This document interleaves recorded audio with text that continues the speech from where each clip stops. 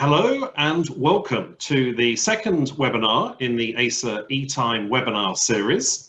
It's a pleasure to have you joining us here this evening. Our webinar will be focusing on aspects of child protection, calling on the expertise of two people who are very knowledgeable and passionate about child protection and who understand and know our region. Our two guest panelists are Chanel Worsterling and Laurie Tosharsky. I'm going to start off by asking you to perhaps just introduce yourselves, tell us a little bit about the work you're doing, and what initiatives and new ideas you've been working on recently. So perhaps Chanel, could you kick off by telling us a little bit about you and what you're working on? Sure, thanks, Graham. Hi everyone, and welcome to this first child protection webinar. It's really wonderful to have you join us. So I'm AISA's Child Protection Program Coordinator, a role I've had with AISA for about 18 months now. I'm really excited to take on this role in addition to my communications role. So hopefully many of you have probably seen my name as you get many emails from AISA talking about our events and news and updates. But my child protection role sees me really focusing on what programs and resources that AISA can develop to help schools strengthen their protective environment for children. So in the last couple of years, we've updated the Child Protection Handbook. We've created a new audit tool, which I'll speak to a little bit later.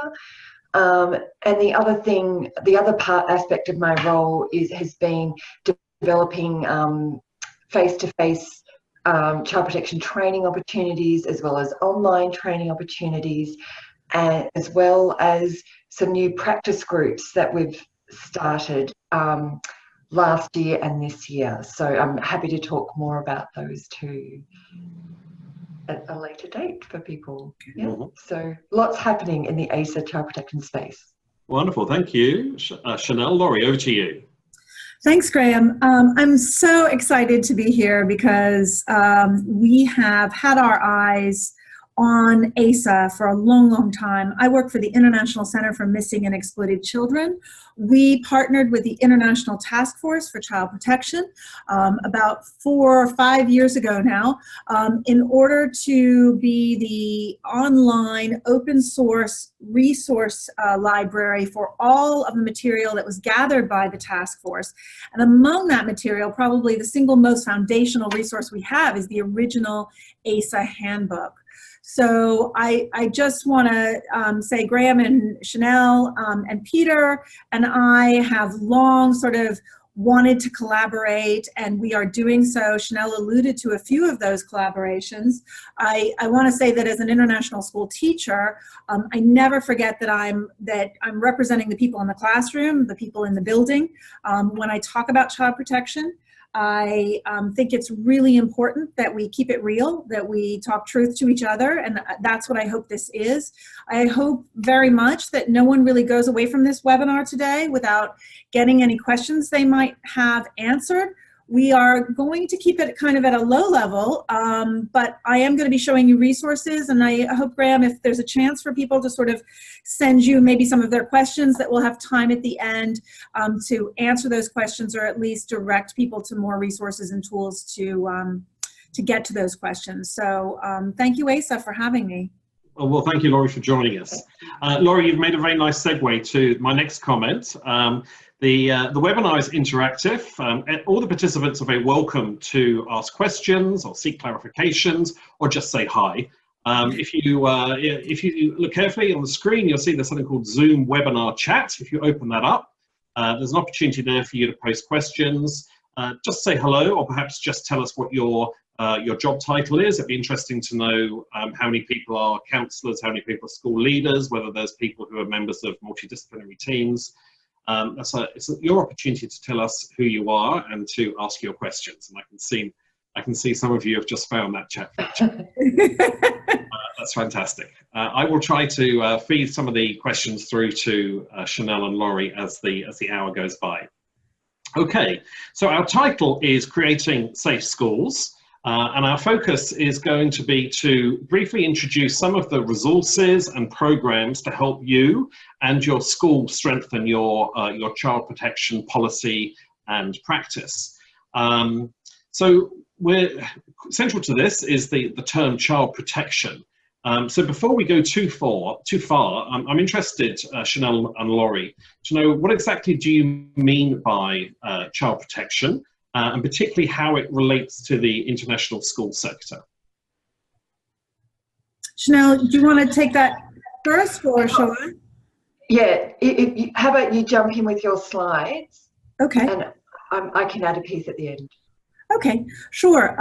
It's a great question, Graham. I'm just looking for my ability to share screen, which I'm not seeing just now. So I will go ahead and talk for a minute about what we usually tell people in training. Child protection concerns would encompass probably more than you think that they do. When we talk about child protection, I just realized where the share screen is. I have to be giant to share my screen. We did practice this about 10 minutes. There we go. Anyone's wondering. I'm so sorry. Okay, I'm going to, what you should be seeing now is the Ed portal, but I'm going to pull up the slide that Chanel was referring to just now and expand it. Excellent. Okay, so are you seeing a slide that says what is abuse? Yes. Yep. Okay, so one of the things we want to stress is that it's not just the act of causing harm that we would consider a child protection concern. And know that when I say the word harm, I'm really using it interchangeably with the term abuse and what's more common in the child protection world, the word violence. So we talk about sexual harm, sexual violence, physical harm, physical violence, physical abuse. All those three words we pretty much use interchangeably. I think educators are a little more comfortable with the term harm. So that's what I'm using here. An attempt to harm a child, inciting a child to harm another child, putting a child at risk of harm, all of those would be considered child protection concerns. I would take it a little further. You'll already know that sexual abuse, emotional abuse, physical abuse, and neglect are what we're talking about when we talk about child protection concerns. But I want to say too that we need to not forget that peer abuse would also be a child protection concern. And when we talk about peer abuse, very often as educators, we use the word bullying. And it's a catch-all. We're very comfortable with it. We have programs to address it. But we want to be careful that we don't minimize abuse by calling it bullying. And so what we would say is that any form of sexual harm would be considered a child protection concern, and all but the most minor physical altercations between children would also be considered a child protection concern. So it might still, the school might still want to address something as bullying, but if you get into things like sexual hazing or initiation rights, exchange of images between children where there's some pressure or perhaps threats to exchange images, all of these things would be considered child protection concerns. Laurie, could you pop that into presentation mode? So absolutely. Are you not seeing it? Let's say, sorry, from current slide. So were you able to see them? Let's go back. So this is where we started. Is that okay? These are the forms of abuse: sexual, emotional, physical abuse, and neglect. How often does child sexual abuse happen?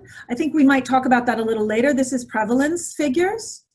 If we think about our school as having, a couple hundred students all the way to maybe 1,000 students, we need to think about the fact that 1/3 of the abuse that's committed against children under the age of 18 is perpetrated by other children. 1/3 to 2/3, that's kind of a conservative number there.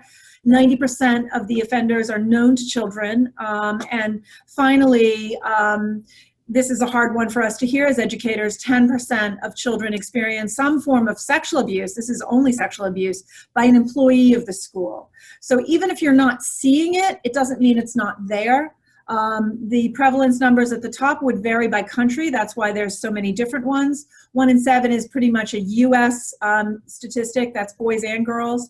1 in 2 is a number out of India. 1 in 3 girls, 1 in 4 boys is, of course, is Europe. It would be different in different African countries for different reasons. And I do want to say we need to sort of dispel those myths around the offenders are mostly men. That isn't true. It's a small majority are men, but women also offend. Adult women offend against children. And in the case of children offending against each other, abuse that's happening between peers, we would note that in the younger grades, it's often more likely a girl who has the harmful sexual behavior.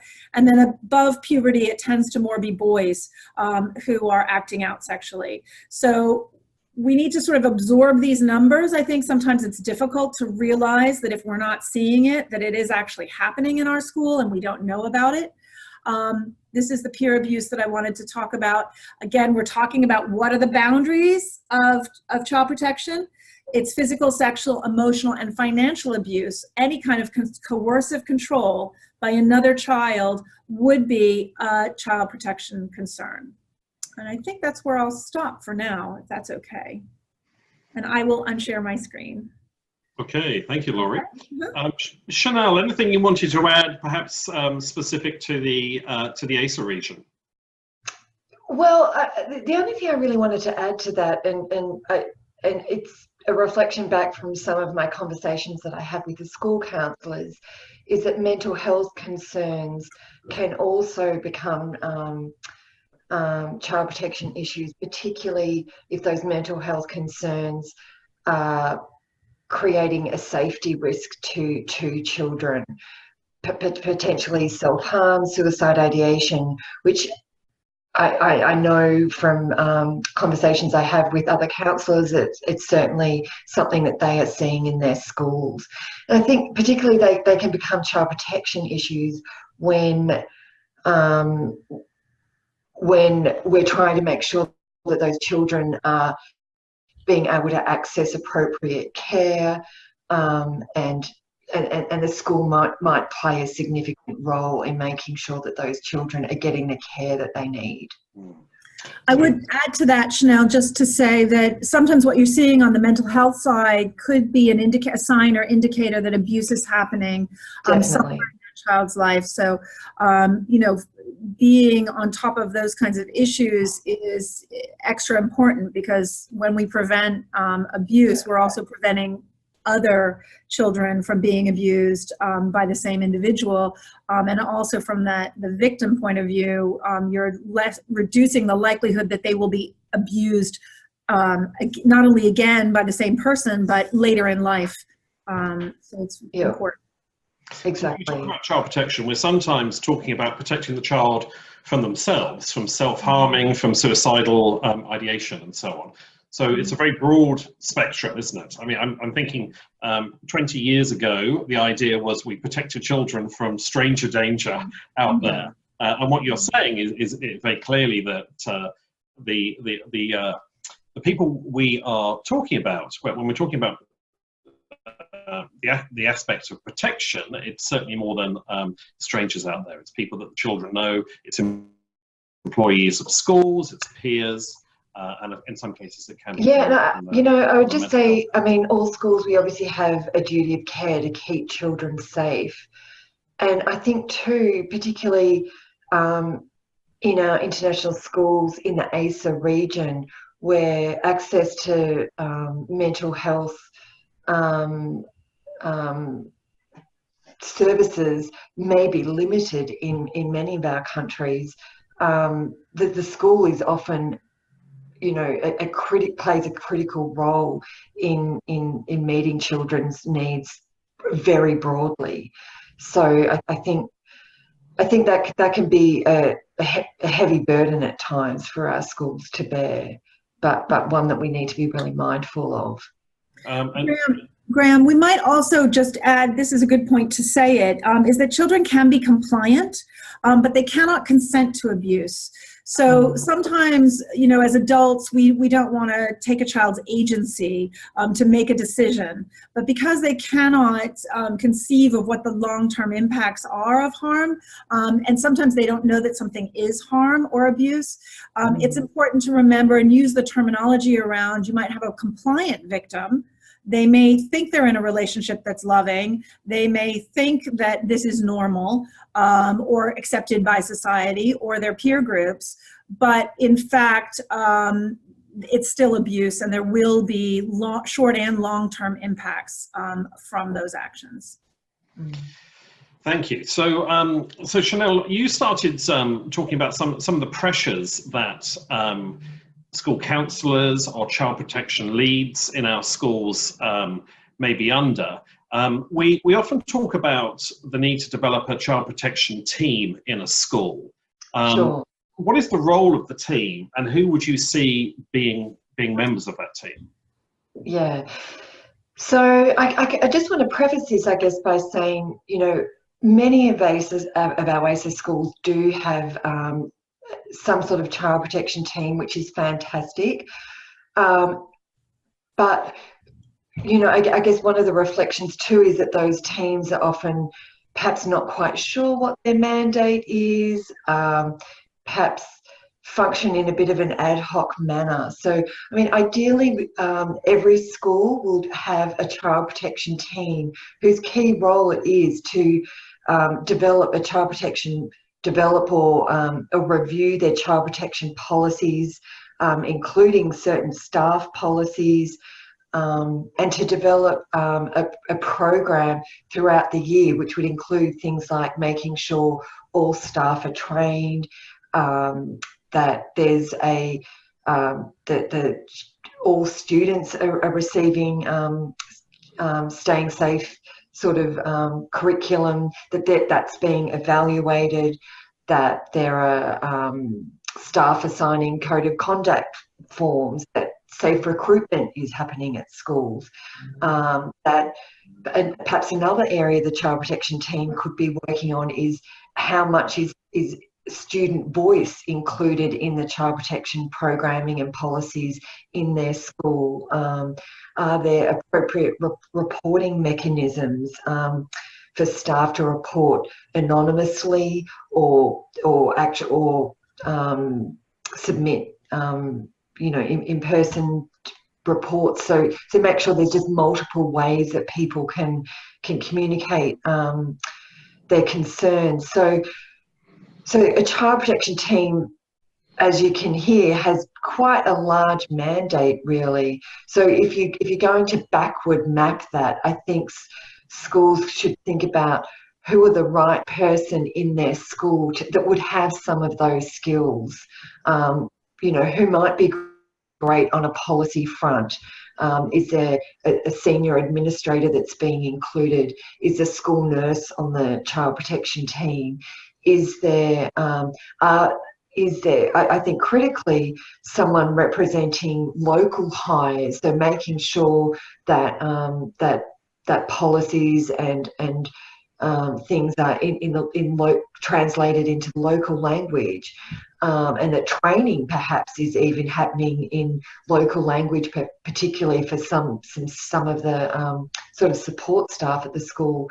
So I don't want to present a one size one case fits all, but rather I think it's important for every school to consider the breadth of what the child protection team has to do, and to think about who is the best fit for that type of role. I'd also really encourage schools to make sure that they have at least one or two people on that team who are maybe long-standing staff members. I know, you know, one of the real issues with our international schools is a transient nature of staff, which can create problems in and of itself. So making sure that there's a couple of people on that team that can maintain that sort of historical sort of institutional knowledge, if you like. Laurie, did you want to add? I'm I sure there's want to take you everywhere, Chanel, so that she works you for can start AISA. it off.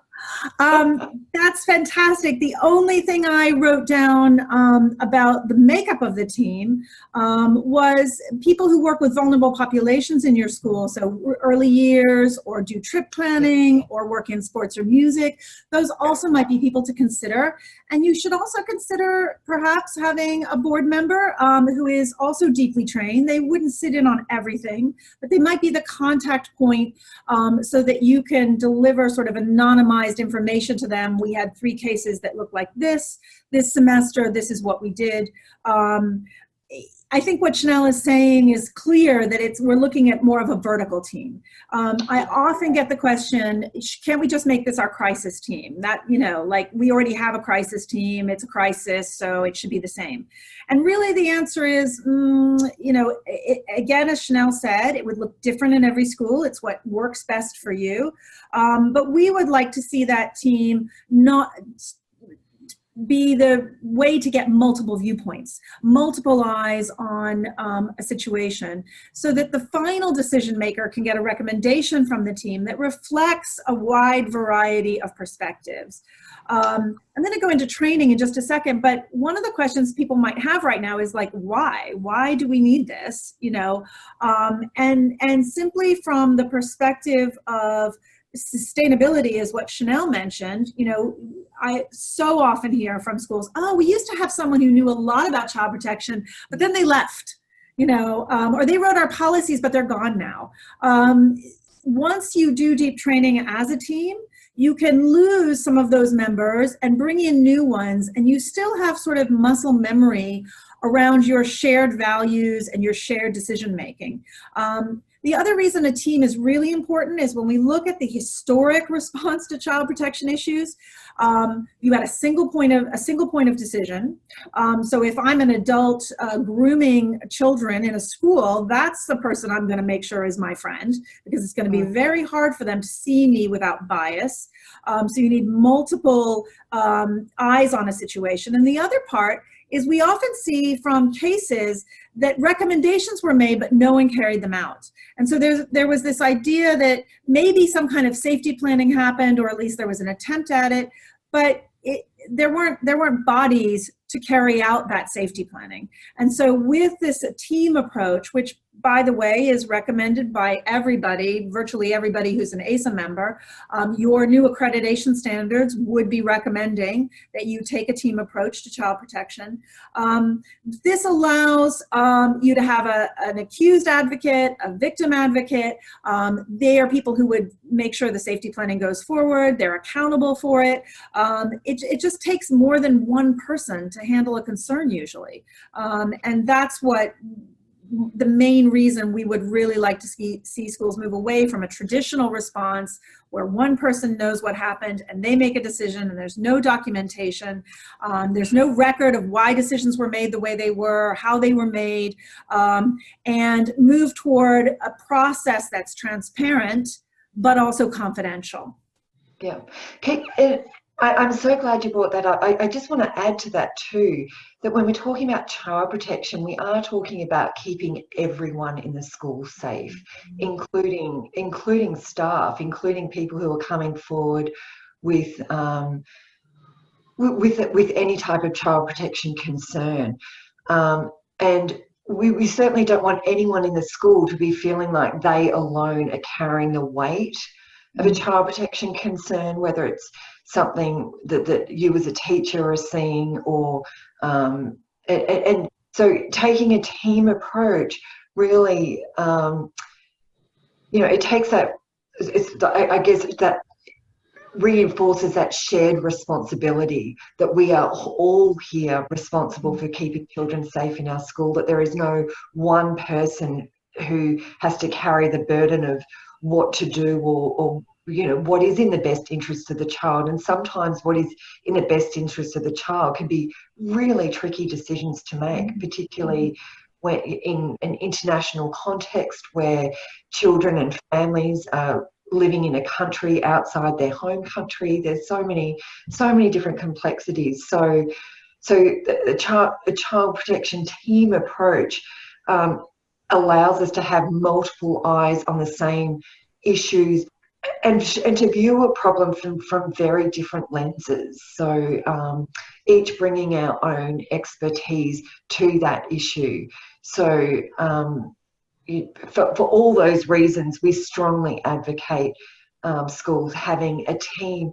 And you want to have a team established and working before concerns arise, so that you've got a team that knows how to work together, that has developed a level of safety within your team, that that is prepared. And you know, I'm going to bang on here about prevention. Your team is about setting up, you know, enhancing that that safe space at your school. So hopefully those concerns are minimised. But then when concerns do arise, and they will arise if you're doing your jobs properly, but you have a team that's functioning really well together. Yeah. Okay, so some of the things you were saying there, you mentioned policy and having the documentation, succession planning, and I guess at this time of the year there are people coming in and wondering, what do we already do? So there's a need to audit and find out what provision looks like in the school. Now, AISA has developed some resources over recent years. So perhaps, Chanel, you could talk us through some of the samples and examples that people might want to call upon when they begin to think about some of those resources. I'm going to share. Well, I hope most people on this webinar and listening to this webinar are probably already familiar with the AISA Child Protection Handbook. So that can be found on our website. If you go to the Programs and Child Protection page, you'll see our handbook. And it really, this is your go-to sort of Bible, I hope, that you can, which will really step out for you what are the key things to be thinking about in developing your child protection policies and programs. The document next to that is the AISA Safe Schools Self-Audit Tool. That's a mouthful. So that was really developed so that schools, and it would be fantastic. I'd really encourage every child protection team to take this tool, and it gives you a step-by-step review process of actually where are we at in our child protection policies, in our recruitment policies, in our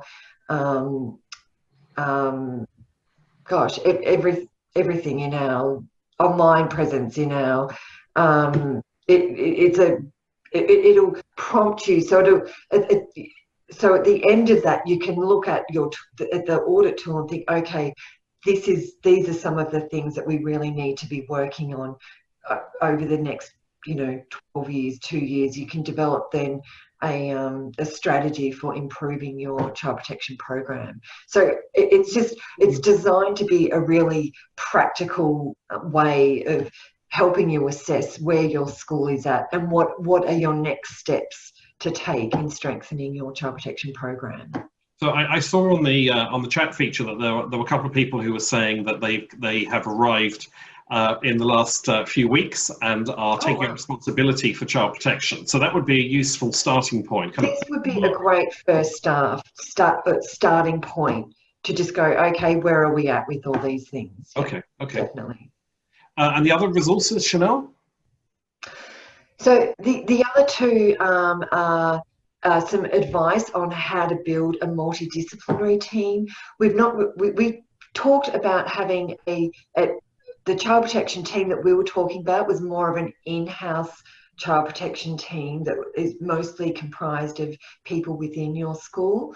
A multidisciplinary team would include external resources external to your school. So that might be external counsellors, psychologists, someone representing local law enforcement, perhaps someone from a local medical facility, or different people that you might need to call on depending on a child protection concern that your school was addressing. So this gives advice in how to set up that team, who are different people you might want to include in that team, when you would use that team. And again, you know, this is a team that you want to have established before you have a concern, so that this team is ready to respond to any needs that you might have, and they can then provide advice. You want to develop that local team because they will be understanding what the local laws are, what the local framework is that your school is working in. So you really want to know, have those relationships established today. Actually, Chanel, just to pick up on that, I was in Jordan last week, and the school I was visiting, training at there, they do a provider breakfast every year. And so at the start of the school year, they bring in, you know, not just speech therapists and tutors, but they bring in all the direct service providers that they might need to call on. This includes child advocacy groups, women's shelter, or domestic violence, if that's an issue where you are, and it is most places.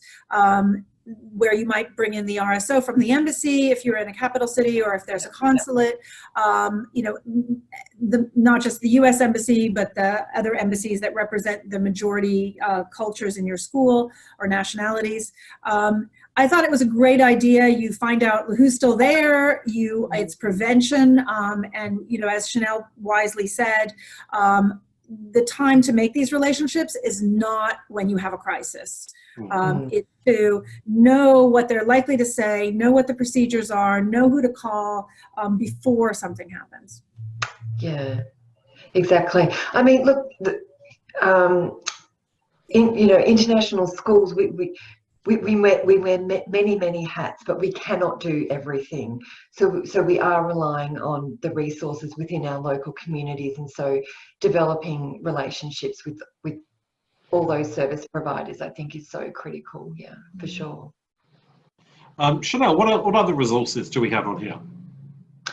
So the other place I'd like to are you talking about the different trainings that we've got coming up? What about okay, for child protection teams and counsellors to keep in touch with one another? Yeah, so we do have an online portal, an online network, if you like, for child protection and for counsellors, for anyone working in that wellbeing space. So if you're not already in this online community group, I'd really encourage you to join. It's a way of to just connect with other people that might be wearing your child protection hat, or other counsellors that you can reach out, post questions, share resources, that type of thing. And did you want me to mention the practice groups? Sure. Yeah.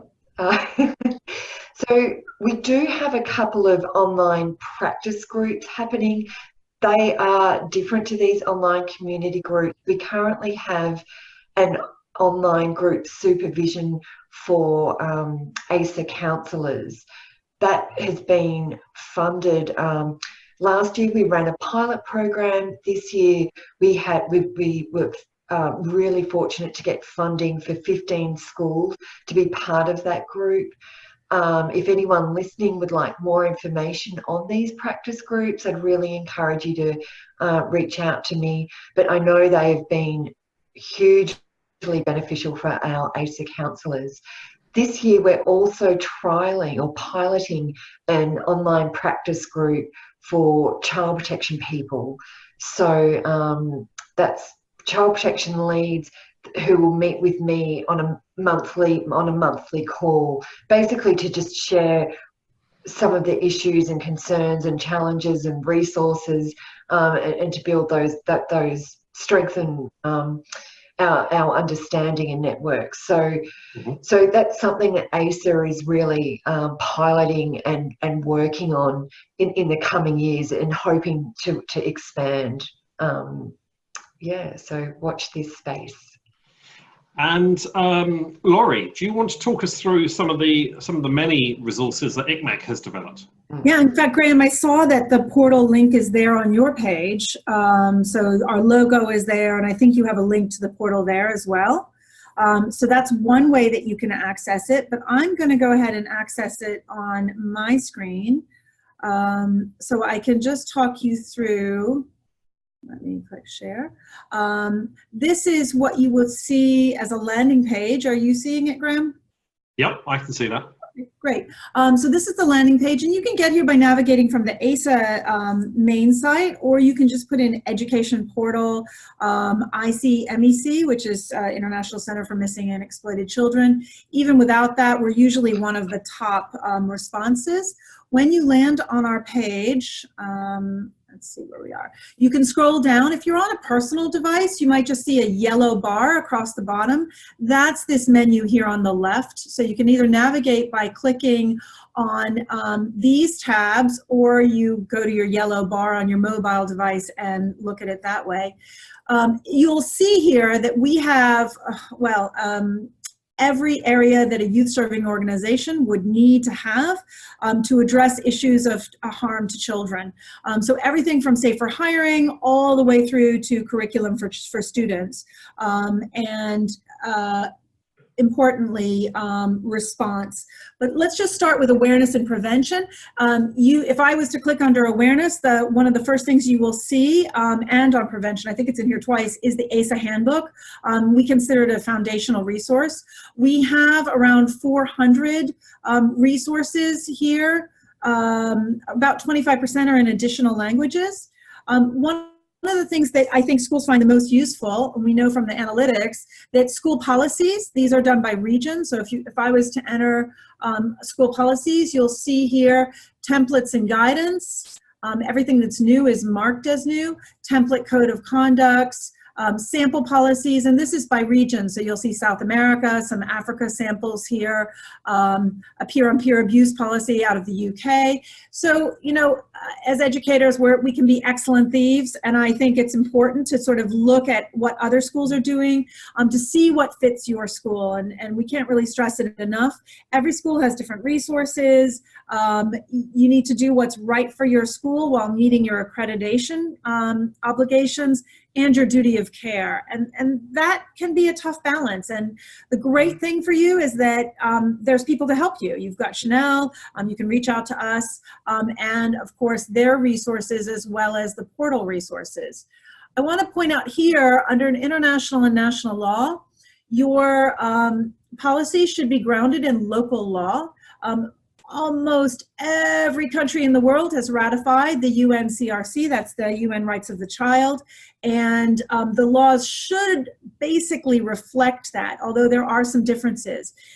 One of the reasons it's so important to read these national laws is in some countries, and I believe it is in Africa, if a female child has been abused within a family and it's determined that she didn't fight back or was compliant, she would be the one jailed. That is going to change how you address that child protection concern if you learn that a student is being abused by a member of the family. So it's really important before you write your policies that you know exactly what your national laws say about child protection.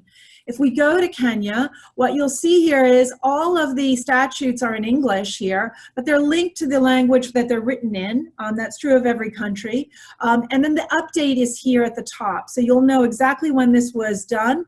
And not only does it include child protection legislation and statutory guidance, but information on extraterritoriality. So that might be another avenue for you if you can't report to local law enforcement and say a Japanese child is involved. There are other options for you reporting to law enforcement. There's information here on the obligations, the special obligations of educational institutions. So what are your mandatory reporting obligations? Does the person who has the suspicion have to report directly to government offices, or can it be through another method? all of that information, and then of course all of the information that you might need about what exactly are crimes from a child protection point of view, as well as some employment law. I do want to mention that very often where schools get into trouble is their local council is really oriented to employment law. You need to make sure that you have either a human rights lawyer or a family practice lawyer that you can at least call on in cases where that sort of very specialized guidance might be needed. I think, Graham, you mentioned audits and checklists. I want to show you someplace where AISA resources are here. We have an entire section on audits and checklists, and you will see here that we have a number of key resources, and you will see the AISA child protection audit, a policy audit here, as well as a number of other things, including an environmental audit. If you want to do a walkthrough of your school, this helps you know what you're looking for from the perspective of both adult offenders and in cases of peer-on-peer abuse. This includes a safety survey for schools. We have information on accreditation, including FAQs. If there are any HR professionals in our group, there's quite a bit of information here in the FAQs, as well as background checks. If you're hiring Americans, Megan's Law means that international passports, U.S. passports will contain information on sex offender registries. You need to know what you're looking for and where to look for it. So there's a lot of guidance here for the people who are doing hiring. I think for today, what we're talking about mostly is here in incident response. You can certainly report through the portal. There's multiple reporting pathways here for every country in the world is listed, both domestic national reporting as well as cyber reporting, because if there's an online element, you can report to an online hotline, cyber tip line. There's quite a bit of information here for counselors, teachers, and parents. If you are dealing with a case of historic abuse and you have adult survivors that you're working with, or if you're involved with young people who have behaved in harmful ways, inappropriate sexual behavior or harmful sexual behavior, here are resources for dealing with that. And it is important that you know where you can get this information. And I think the last thing I want to show you today on the portal, and I do encourage you to sort of just click around a little bit and get a sense of what is here for you. Under incident response, the top portion are sort of applicable to any kind of concern. So you'll see blank reporting forms. This is for your central record that Chanel and I have spoken about. You will find 3 sample safety plans. Whatever sort of fits your school and your approach and your shared values is probably what you should use, but it's a starting point for you to design safety planning forms. Here is a section on peer-on-peer abuse. This would include the traffic light sexual behavior tool, which is out of Australia, which comes in the form of an app now on a phone. I think it's like 99 cents, and you can put in what has happened and get a determination of where that falls, whether it's a green behavior, yes, that's really common, an amber behavior, you need to look at the circumstances around it, or a red behavior where action is required immediately. So there's a lot of tools here. And then finally, the last one I want to speak about is addressing concerns or allegations against staff or other adults. And the key resource here is managing allegations of abuse. This resource was created by a number of organizations in all the different disciplines that might be involved. Law enforcement, legal, therapists, child protection experts. And there are, as you can see, about 40 pages here. More than half of this is prevention. So this is the source resource for us when we do child protection response team training. So if you have a response team, we offer response team training. There are 2 full days. There's level 1 and level 2. And AISA is going to be hosting level 1. Maybe Chanel, you want to talk a little bit about what that might look like, and I will close out my share. In February in Tanzania? Yeah. Yeah, no, you can speak to that because you you know a little bit more than Well, me. we're very excited to be working with AISA, and we will be introing some of that information in Cape Town, what exactly schools will be getting when they do response team training. But essentially, we work with teams, so you don't send one person to this, you send multiple people. I think we've all been at professional development where you go and you learn something, and then there's this burden on you. You're the only one with that information, and you have to somehow come back to school and convince them not only was it good that I went, but now you have to see things the way I do, but you weren't there with me. So we work with teams, and the team comes together. A clarifying question, Laurie. So is the response team the same as the school's child protection team? Yeah, sometimes we say there's a committee who might write the policy, and the response depends on the size of the school, Graham, and the amount of resources. If you have multiple campuses, whether the divisions are all together on the campus grounds. In a smaller school, yes, you would have that level of expertise.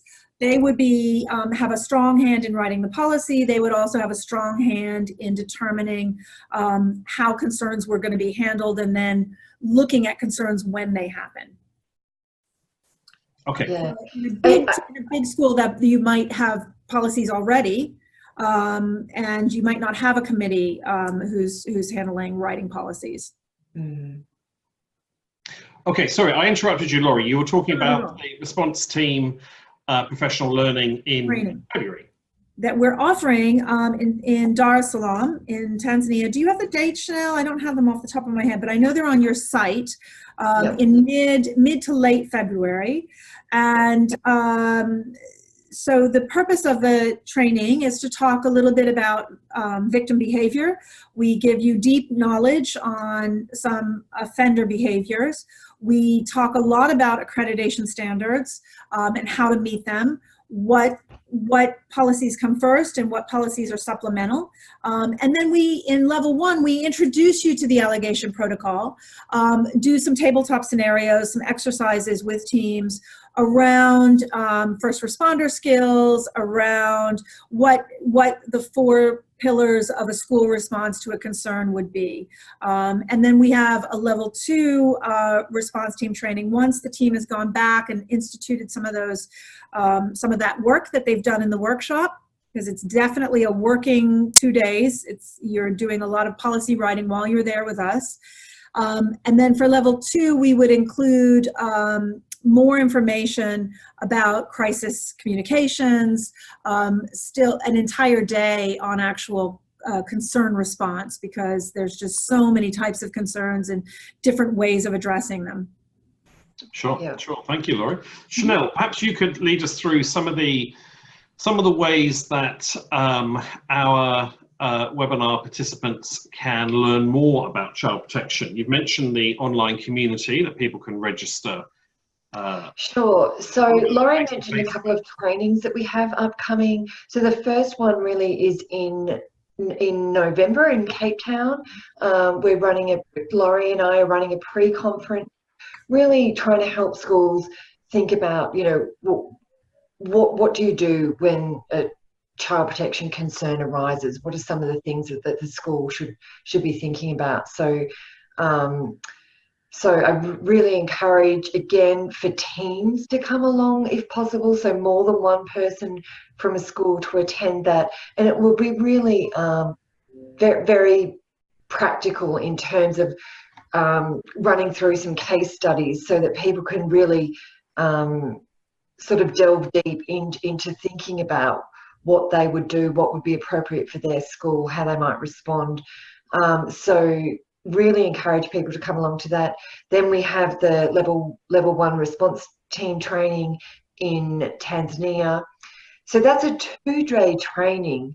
Following on from that, we have a 1-day training for parents as partners. Now, this is a really fabulous resource that ICMEC developed for schools to be able to have conversations with their parent community about how they can engage parents in partnering with the school to keep children safe. So it's very again, very fun, active, engaging. It's really designed as a workshop to engage parents in some challenging conversations and really help parents, equip parents to talk to their kids about staying safe and all these sorts of things. So I really encourage people, if they're going to come to Tanzania for the 2-day child protection training, that stay on for the 1-day parents as partners training. We then have, following that, is a 2-day counsellors institute. So if you're really keen, you can come to all 5 days. That's a week out. So we've really done it. I know, which would be a little intense, but we have done it purposefully that way so that school counsellors can potentially attend the whole 5 days, or potentially add the 1-day parents as partners to the 2-day Counsellors Institute. The Counsellors Institute is very focused on developing your skills, your counselling skills, and it's particularly going to look at the issue of self-harming and caring for really vulnerable students in our school. So we had our first Counsellors Institute last year. It was a really great success. I think, counsellors have a really unique role in the school, and often they're the only counsellor in a school, or they're often working on their own. So it's fantastic, I think, a fantastic opportunity to be able to come with fellow counsellors who all speak the same language, who are facing the same challenges, and to just be in that room and just feel understood and heard, and that you can, I think, hopefully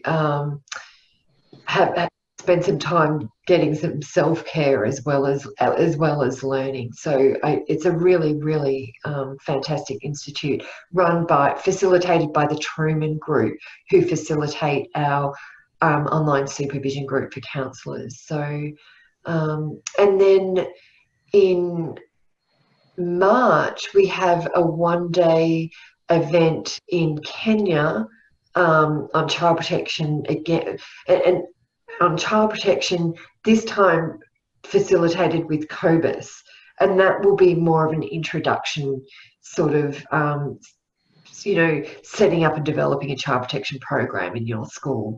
So that's more of an introduction. Council of British International Schools. Yeah, sorry, thanks, Greg. Yeah, so we've got quite a few events happening this year. We've got another couple of webinars. We've got one for counsellors in a couple of months, I think. That'll be facilitated by the Truman Group.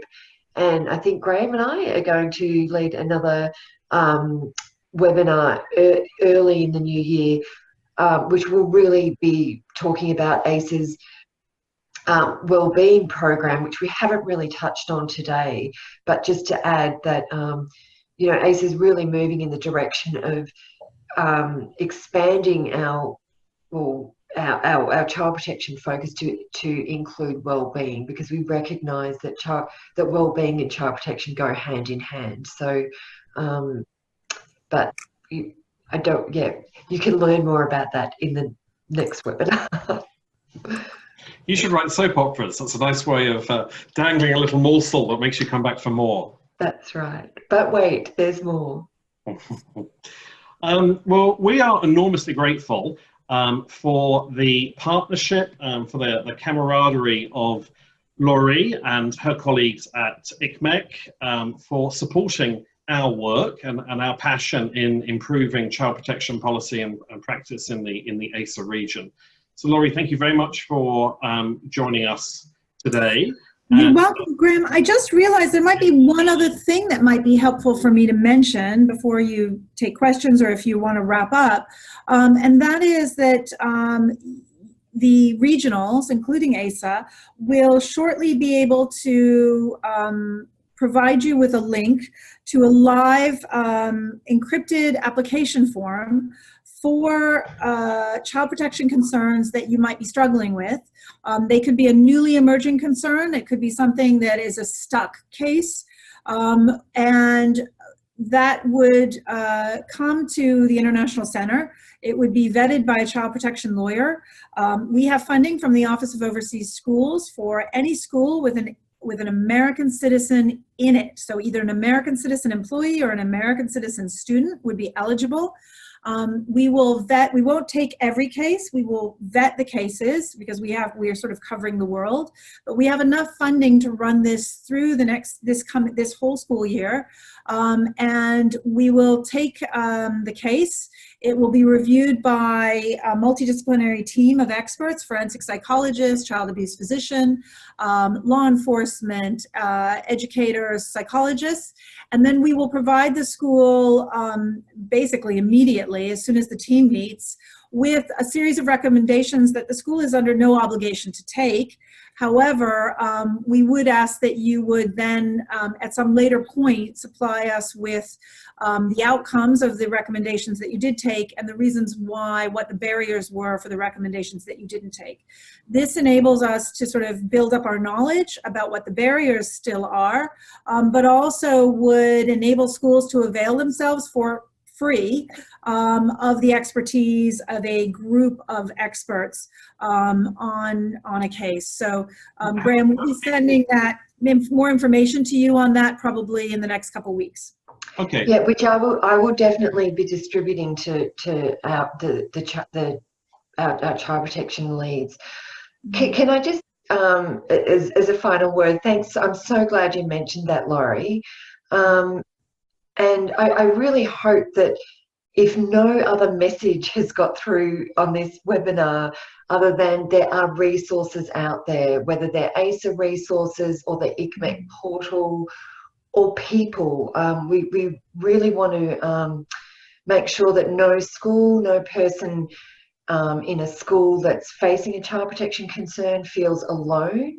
That's why we have child protection teams, but it's also why we have people, AISA, this resource for you, and partnerships with ICMEC, so that no one should feel alone in struggling with thinking how do I handle, what do I do next? That that we are here as a resource for you to reach out with, and we recognise that none of us can know everything in this area. It's really complex. We totally recognise that.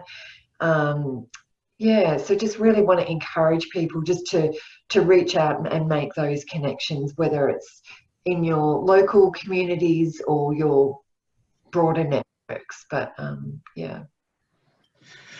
So looking to the future, now that we have your email addresses, we will be sending you information about other webinars. So you will get the invitation to the other child protection and wellbeing webinars that are taking place later in the year. You can find more information about those child protection professional learning events on the AISA website. If you want to keep in touch with one another, you're very welcome to join the child protection community. If you're a counsellor, you might want to join that one too. They're free to any AISA member. And I noticed several people have posted questions or comments about setting up peer-to-peer mentoring programs. Now, that wasn't the focus for today, but that's a conversation Chanel and I will have and see if perhaps that's something that we might have a future webinar. Can I just speak to that just very briefly? I know I mentioned these practice groups, the child protection practice groups and the online supervision group. Essentially, the child protection practice group is a peer-to-peer mentoring group that will meet online. So I'm facilitating one this year with a number of schools. We have another few groups happening in different parts of the world, in Brazil, in Europe, which we're really excited to be piloting that this year, so we can develop a model practice group that we hopefully can roll out next year and into This the is future. this is something that started in Africa. Chanel's a great idea, and we have now we've gotten some funding for Eastern and Western Europe, and ICMIC is sponsoring one in Brazil. You are in a region that is doing great work in this area.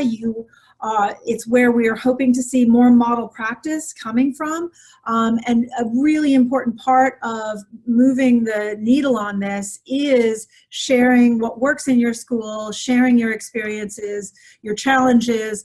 So I really encourage everyone out there in your region, first to say you're really lucky to have a region so focused on it, but also to have the amazing resources that you have, and their willingness to sort of support you. And please know that I will tell the REOs, the regional education officers at the U.S. Department of State, where possible, to support funding so that schools, particularly assisted schools, but any school with an American citizen, to get to training so that you can learn more and do more to keep students safe in your school.